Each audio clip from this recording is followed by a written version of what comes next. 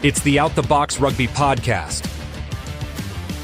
It's my pleasure to welcome back André Pretorius. He's been a busy man over there in Japan. At last, we've got an opportunity to spend a bit of time together. So welcome back, André. Looking forward to this. Thanks, Evia. Good to be back. I've missed these conversations, so looking forward to it.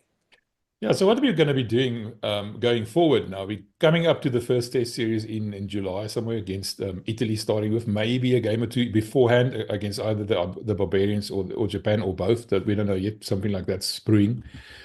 And we're going to be building our own Springbok team. We're going to say, starting with the fullbacks this week, about who we think the preferred players are. We'll be discussing each of the players in the running and then make a choice and then see how we measure up against what Rassie comes up with. So, and this will be running every Sunday morning for you to have something to do on Sunday, except reading a report, newspaper, or something like that.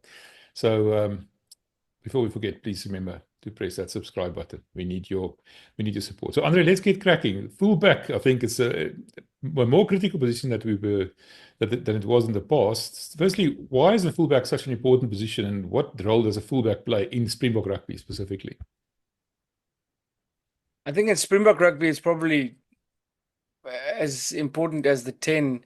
If you look at the responsibilities given on the attack, where he overrules calls, changes direction when he feels like it, and links when he needs to. So, but I think going back to primary roles, fullbacks need to be able to diffuse high ball threats, cover backfield consistently, and what that means is running without any reward, if I have to put it that way, because you're running at the back and all you're doing is you're taking away kick space options.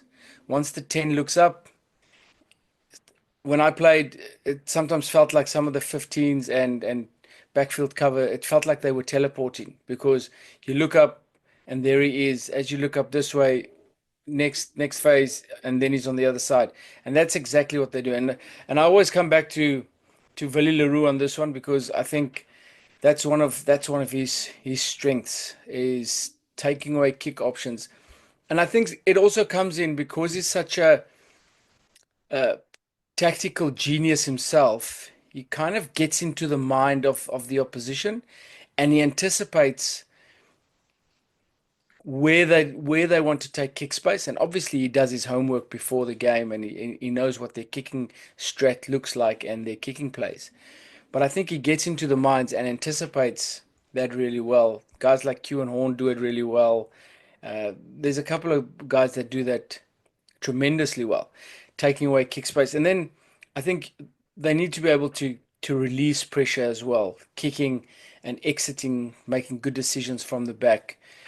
Those are primary roles. Your last man tackling, it's quite important, and the way you can put the pressure back onto teams that's made line breaks.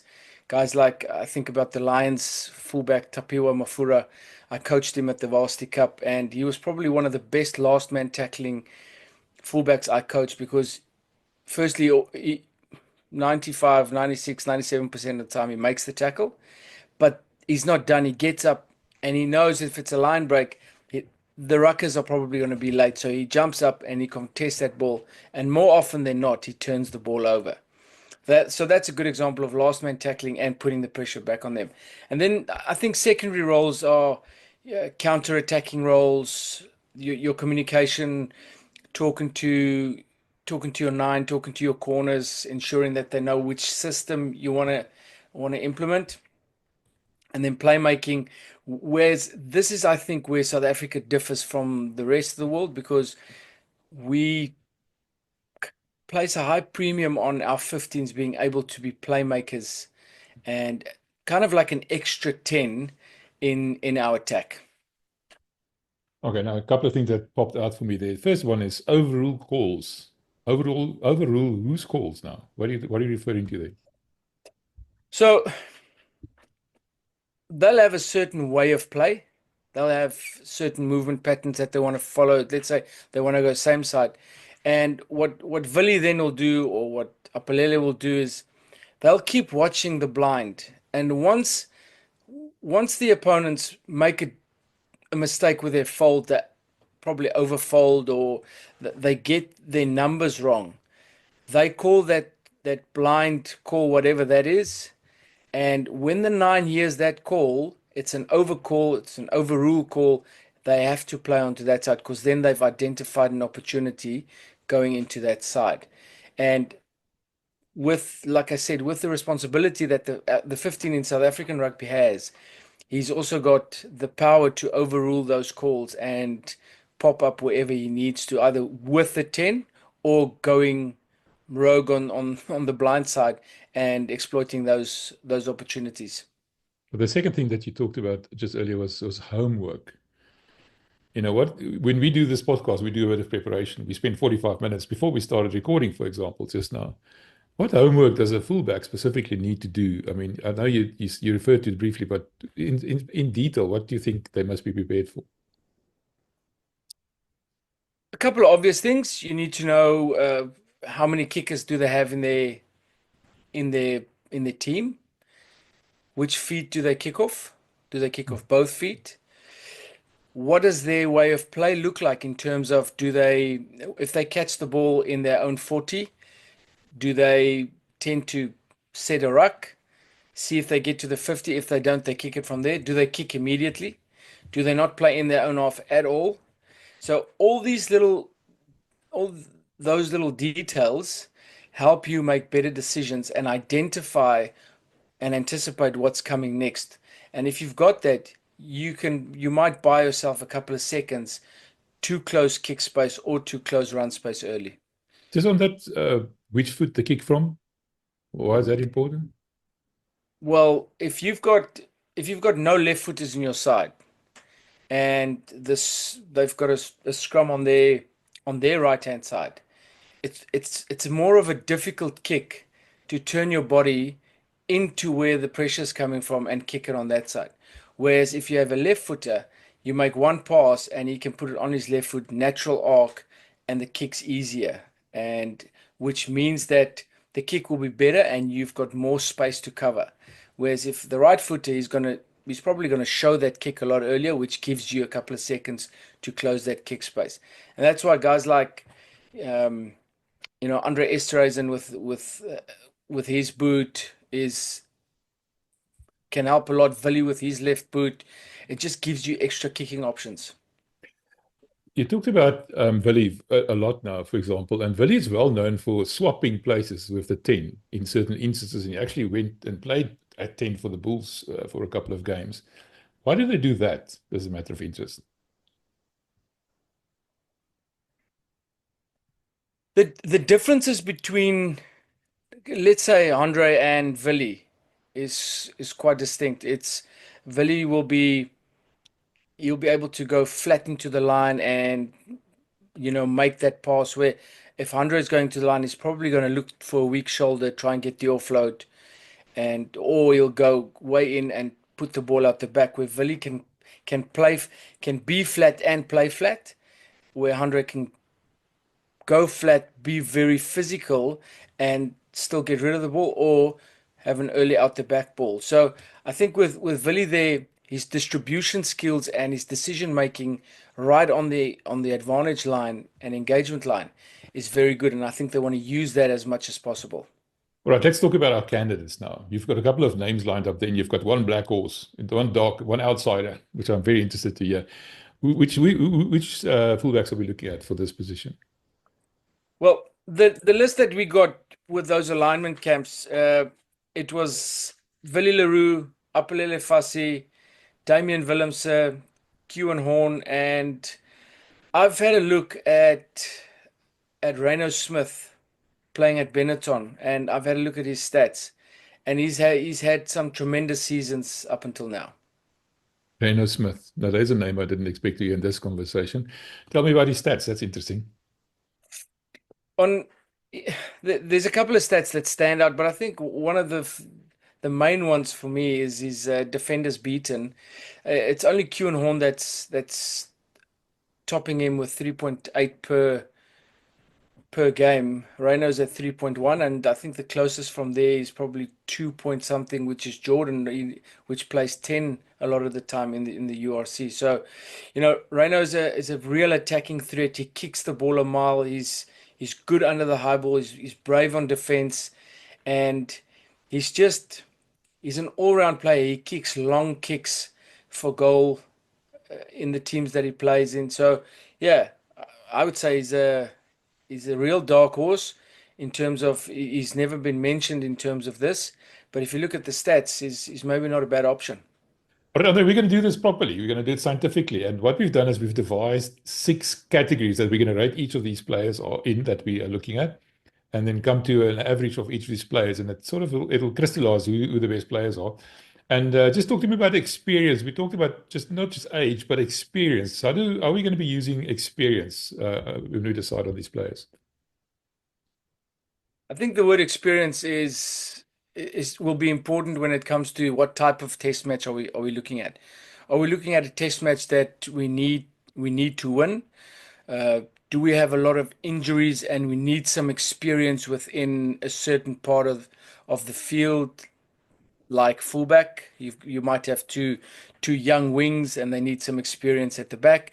So I think experience might just be seen as deemed as a tiebreaker in this instance, where you have a look at the type of test match you're playing, have a look at the type of team you can select, and do you need experience or don't you need experience? Is it an opportunity to give some young blood an opportunity?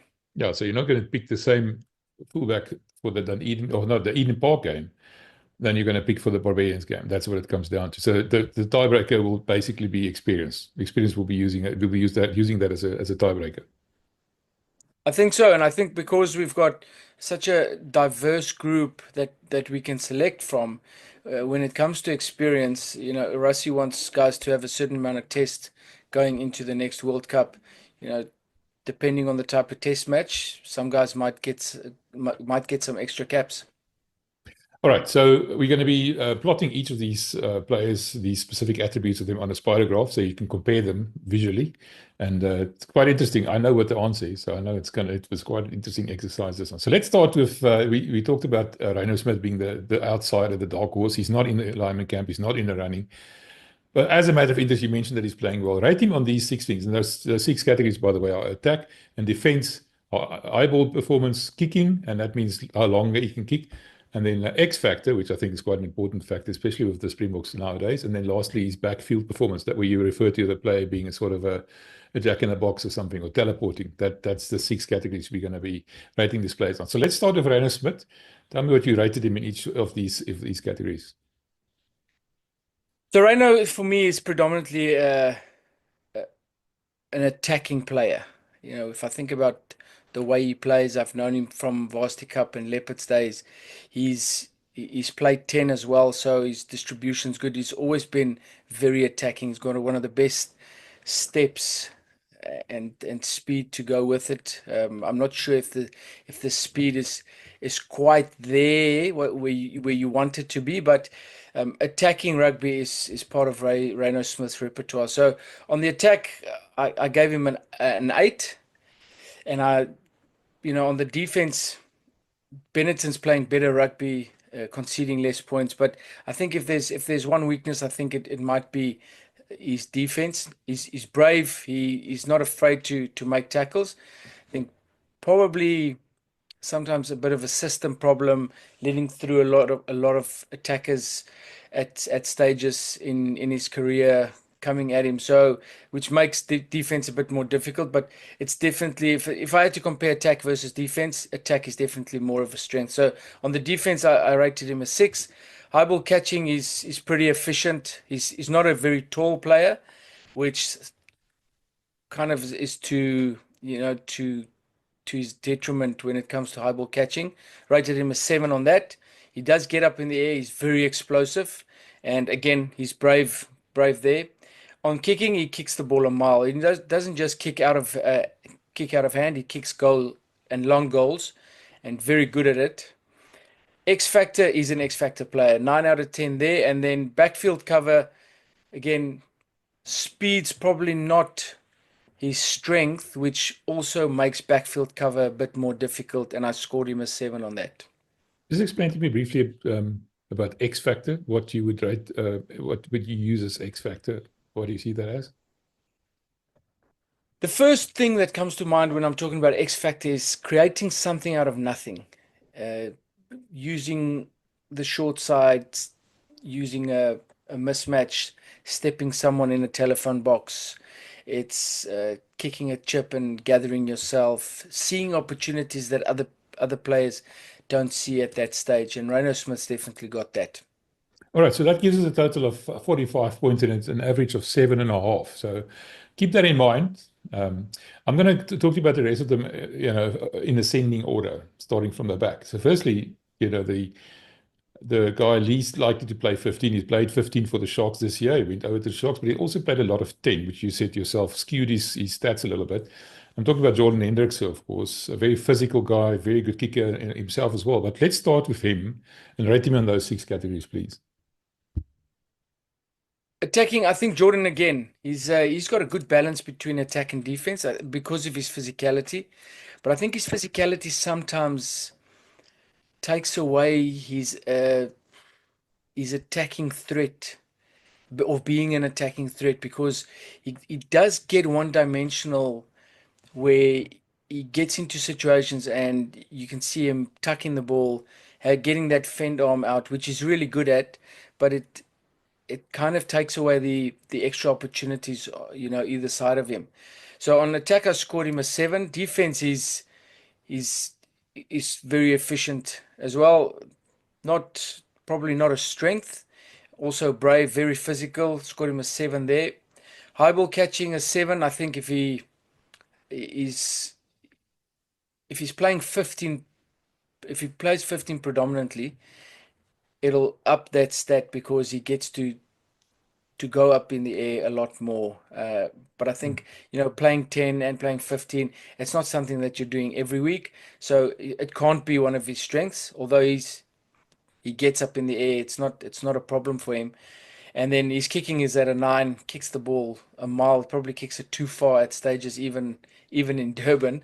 He kicks the ball dead from his own 22. So kicking a mile. X Factor, I think again because he wants to be physical. He's not electric pace.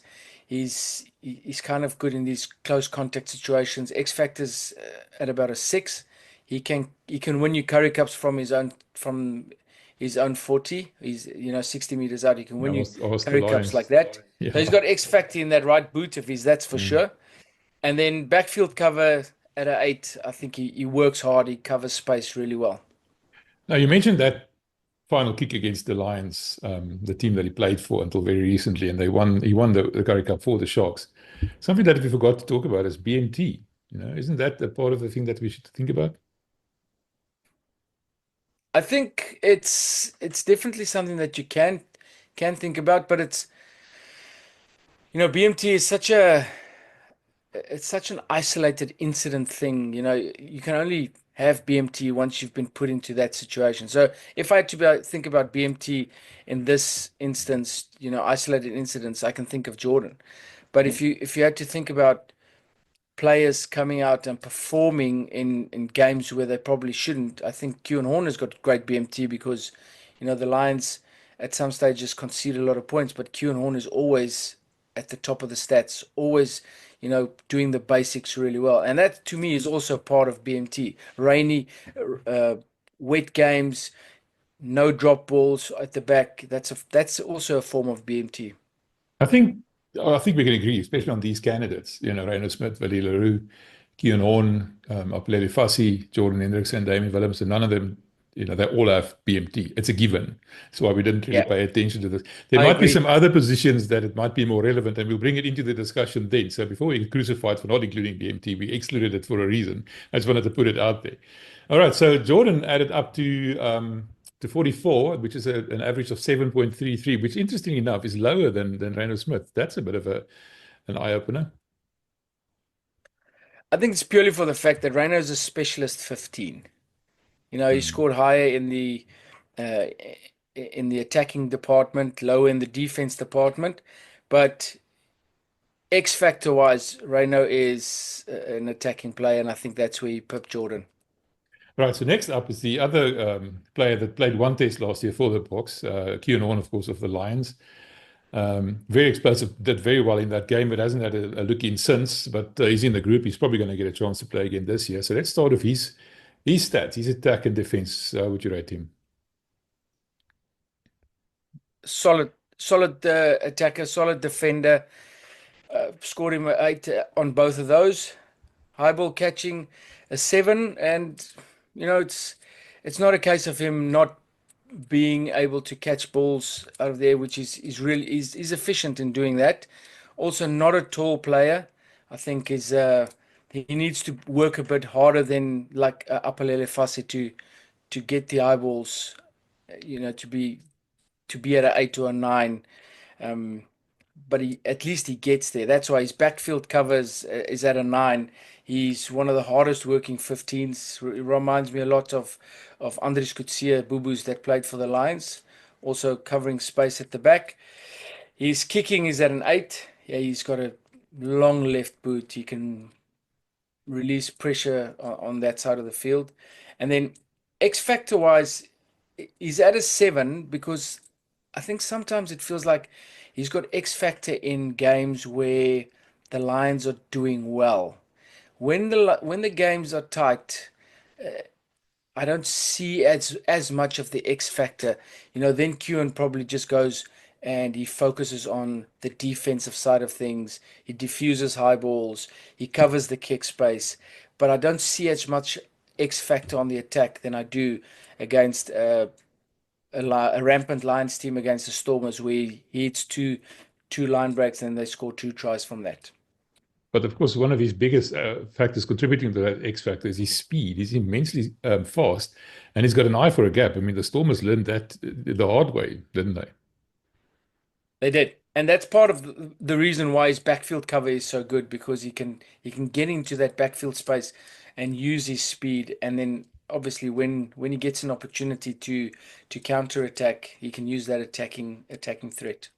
Right, so that adds up to 47 points, which is 7.83. It's now our highest scoring player so far. So he at the moment is in the pole position to get this jersey, the number 15 jersey. So next, you probably want us to stop the podcast now. Well, no, I'm not a Lions supporter. You would like. I'm going to keep going. I've got an ace up my sleeve here. Yeah, of course you do. Of course I do. Right, let's talk next about Damian Willemse. Been injured for a very, very long time. Didn't really play that much, so the stats might be a little outdated and likes, but he played for the Springboks at fullback in the World Cup. We all remember that mark, clean catch, whatever you call it, in the World Cup quarterfinal against France. Very, very good player. I see he prefers him at 15 for some reason. The Stormers prefer him more at the 12. Firstly, let's talk about his future. Do you see him as a 15 or as a 12 in a Springbok setup? If we didn't have the other names on this list, I would have liked to see him play 15 a bit more. But I think we've got such a good group of players here, and there's another position where I think we're 1 or 2 injuries away from being exposed, and I think that's a 12. Also, I think he's closer to the ball there. He's very physical. He's a different kind of 12 to de Allende and to Esterhuizen, whereas he goes into space. He does get the offload away. He's a bit more evasive than the two of them. I think de Allende is probably a hybrid of Esterhuizen and Willemse, where Esterhuizen is just very direct, steamrolling into those defensive lines, denting it and getting you that quick ball that you want. So I would say that I'd probably prefer him at 12. But the fact that he can play 15 and he'd be very good at 15, there's no doubt about that. Right. Hang on a second. So let's start with his ratings now. Attack and defense. Let's make no mistake. Damian is a special player. And you can see it the way the Stormers have missed him this season with his injury so far. So I suspect we're in for some high ratings here. Tell me what you think. So there's no doubt about Damian Willemse being a special player, and especially on attack. I've rated him 9 on attack, especially running the ball back from the fullback position. Very dangerous. But what makes him dangerous, MB, is the fact that he can get into space, but he can also get rid of the ball. He's got an offload mindset, but he doesn't do it without beating defenders first. So his attack's at a 9 for me, and then his defense, he's a solid defender. You don't play at 12 for the Springboks if you can't defend. So his defense is at an 8 for me, and high ball catching, no problems there, 8. His kicking, I think sometimes I don't know if he's trying to bite off too much, just a bit inconsistent. And maybe it's for the fact that he's also between positions, playing 12, playing 15. You know, the week he's playing 15, he's practicing kicks more, or is he practicing kicking consistently? I think that's the one thing that there's a bit of a question mark. He can kick the ball miles, but you need to be consistently preparing to be able to kick consistently. So his kicking's at a 7 for me, X factor 9, and then backfield cover, again, specialist 15s are good at backfield cover.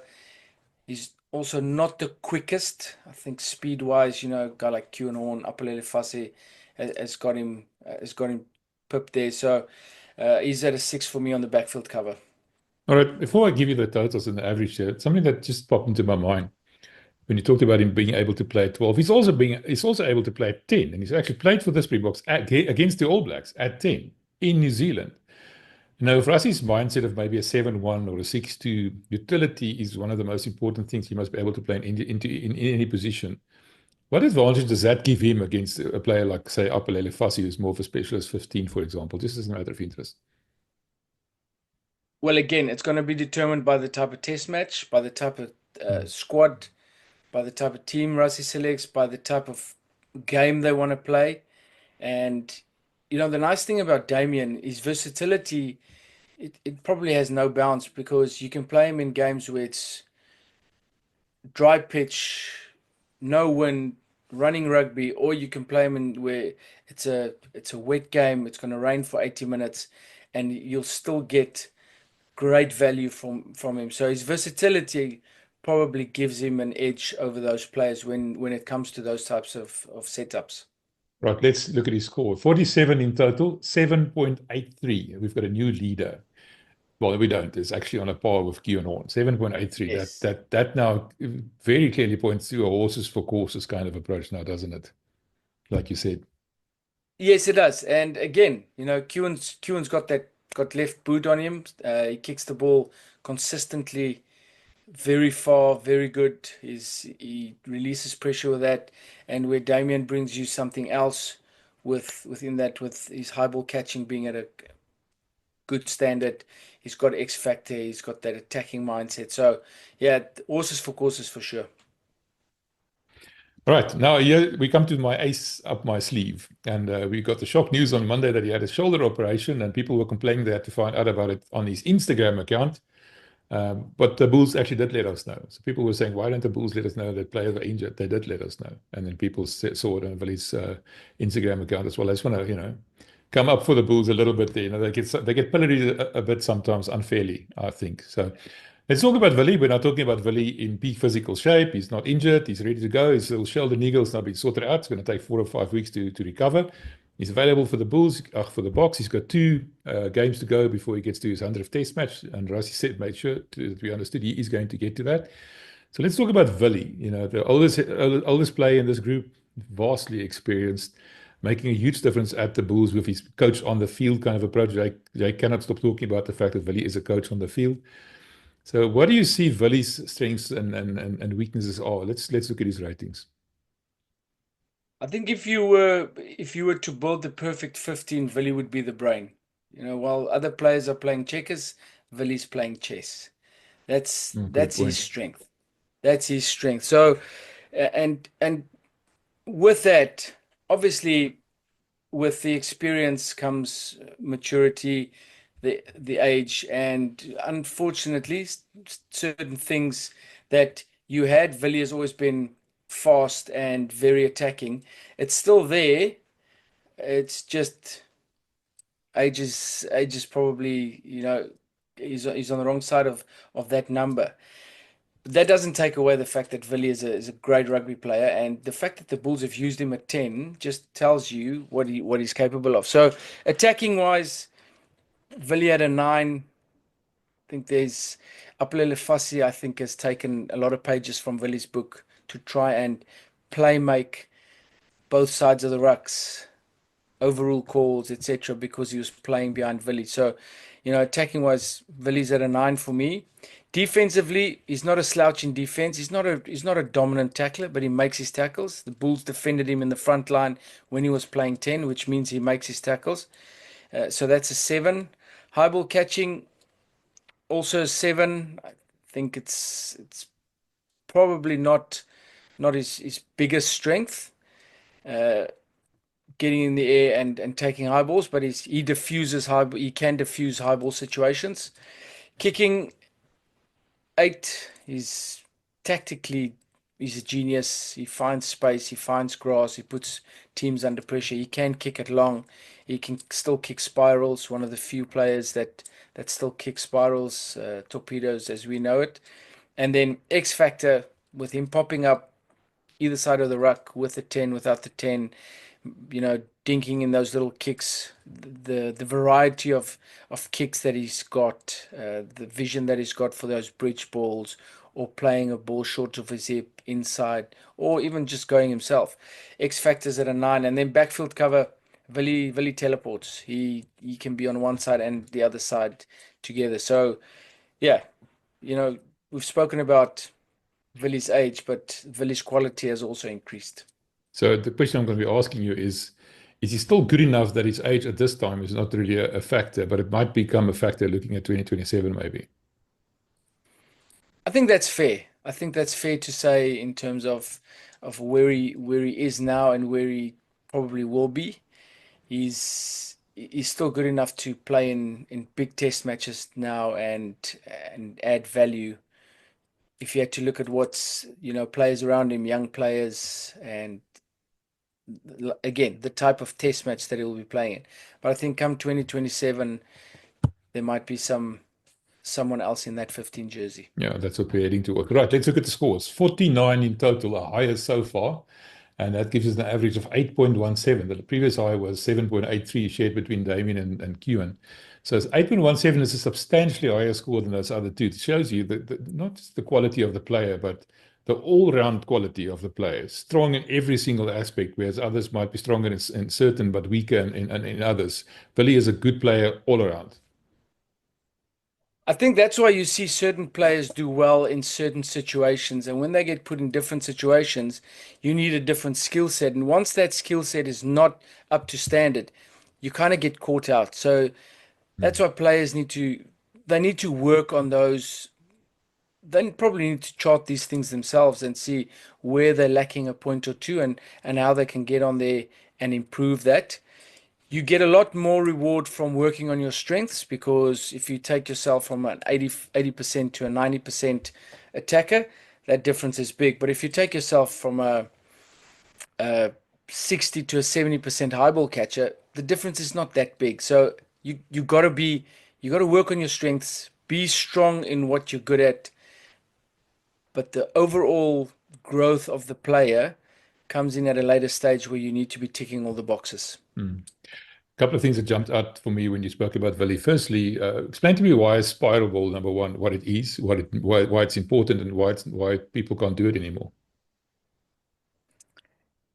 It just looks better. One, it's a bit old school, and it goes further. It does go further. It's the margin for error is a bit smaller, but I think I used to see Percy Montgomery, when his confidence was up, he'd turn the ball and he'd kick a spiral, and he knew that flew further than the normal punt kick.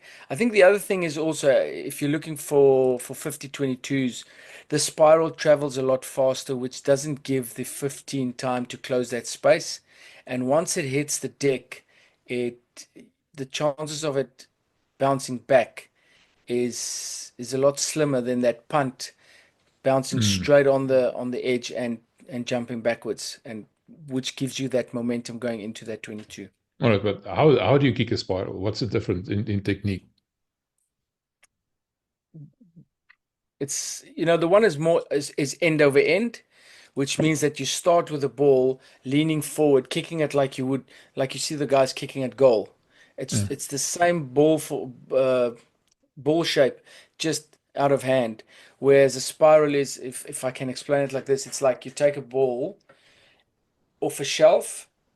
If you're right footer, you turn it from 9 o'clock, or between 9 and 3 o'clock, and you turn it towards 11 o'clock and 5 o'clock, and then you kick it on the left hand side underneath, and you get that nice spiral on the edge. That's pretty much or the easiest I can explain that now. So you kick it on the side of your foot. Well, you kick it on the laces, but it's on the side. It feels like it's on the side of the Uh, ball. and why are they not doing that anymore? Is it just outdated, or nobody know how to do it? Does nobody know how to do it anymore? Well, firstly, they don't practice it. When, in previous years of rugby training, they practiced. That's the kick that they knew. So they Mm. practiced the spiral, and the consistency was a lot, but the margin for error is a lot smaller. And if you hit it, if you miss-hit it, it goes nowhere, especially when you're down at sea level in Durban. You try and kick from your own 10, and it'll go out just on the other side of the 10, on the other 10. So the margin for error is a bit slimmer, but again, you want to kick it a bit further, put in the time, and that'll reward you. Yeah, especially for 50-22s. I mean, that's a big thing nowadays. It's such a big advantage. You can get a 50-22. I'm surprised. I'm sorry, I got diverted a bit there. That's just interesting to me. The other thing that I wanted to ask you about, you talked about Fassi standing in line behind Willie, and Willie, I mentioned earlier, being the coach on the field.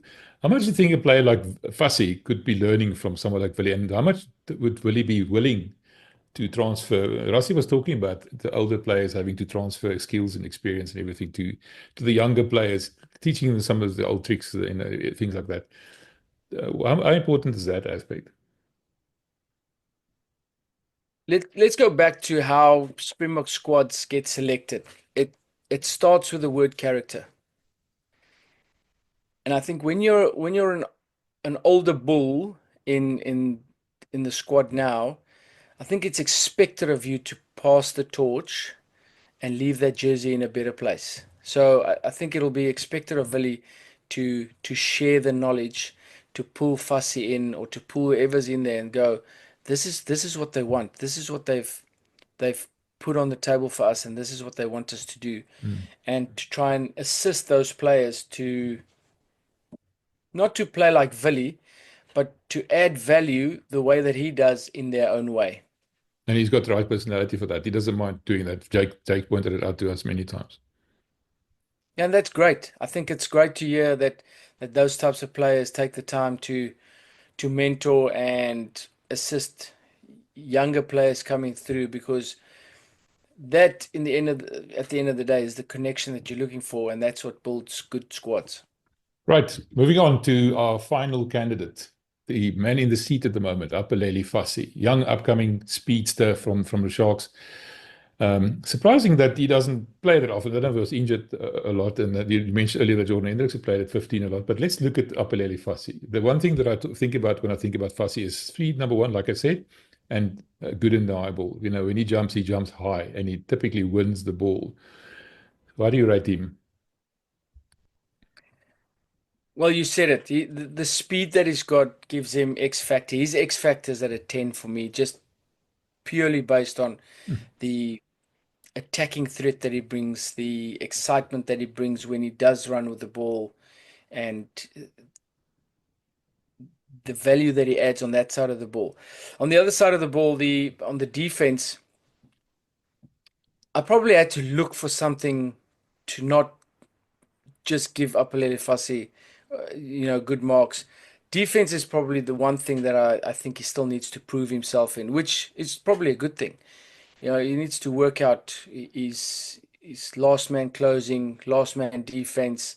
It can't just be attack, because the tight test matches, you get 1 or 2 line breaks. If you can stifle them there, if you can defuse those situations, you take away a big problem or a big threat from the opposition. So his attacks at a 9, obvious reasons. Defense 7, like I said, I think he still needs to prove himself in that part. He showed some physicality in some of the games that I've watched from him this year, and I don't think it's going to be a problem. High ball catching, 9, superb in the air, kicking. Probably the other thing that I think he needs to be looking at, and sometimes it's not the kicking, it's the decision not to kick or when to kick. And that attacking mindset can sometimes be the reason for you saying, let's rather run this one. So with his kicking, he can kick the ball a mile. I think he needs to work on his technique, especially on the run. But it's that decision making, when to kick, when to run, not getting yourself into unnecessary trouble with your attacking mindset. X factor, like I said, at a 10, and then his backfield cover is good. Again, speed helps you getting back there, but it's a case of players working hard and running with no reward at the back, just taking away space.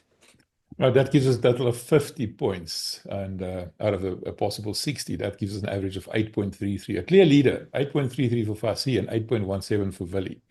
And then Damian and Quan tied at 7.83, Jordan at 7.33, and then the dark horse, Ryno Smith at 7.5. So I don't think we should select a fullback just now. I think later in the series we're going to be talking about squads for certain games, and then the bench will be a determining factor of who gets to play in what game. I think we must do it like that, like you suggested earlier. I wanted to just ask you one thing about a fullback. If you talked about the teleporting ability, and one thing I noticed one day standing with the Bulls when they were coaching, the coaches, for example, were standing right in between the players. And I've spoken to you about this before. How can a fullback see almost have a bird's eye view? Because that's something that they seem to be able to have. Like they're looking at the game from the top, like you said, Willie plays chess. But they're actually on the field and at the same level. How do they see those gaps? Is it something that they develop? Or is it something that they innately have? Or is it something that they can be coached or trained? How does that work? You got to know what you look for, Envia. If you're talking about on attack, you're looking for numbers depleting on one side. You're looking for corners that get narrow.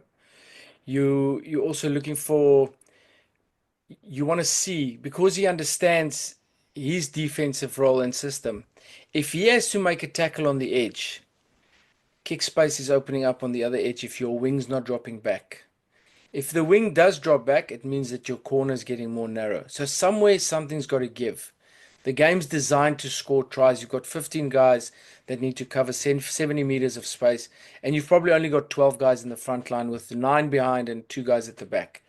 It's designed to score tries. So somewhere something's got to give. And once you understand your role in defensive systems, you know how to look at their defensive system and identify opportunities when it does occur. On the defensive side of things, you look for the same type of thing. Are your numbers depleting? If your opposite side guard or backfield cover has made a tackle, he knows he's got to go cover in behind. He's then got to pull that wing to ensure that they cover the kick space. Or if they decide to leave him up because it's in their own half, that'll make a difference. So it's knowing your role, understanding what you need to do will help you identify those opportunities and threats within the opposition side. Okay, André, thank you. That was quite interesting. I must be honest. I'd love to hear what you guys watching us think about that. Leave us a comment. We'd like to see what you think we can do better and we can do differently. And like I said, we're going to do this every Sunday with each of the positions. Next weekend, we're going to be doing the wings, both of them at the same time. And you've got 2 of the best South African wings in Japan at the moment, both Kurtley Arendse and Cheslin Colby. That'll be an interesting discussion. So I'm looking forward to that. So thanks, André. Appreciate it, man. Thanks, Emir. That was fun. That was fun. It's the Out the Box Rugby Podcast with André Pretorius and MW Welman, only on Megaphone Rugby.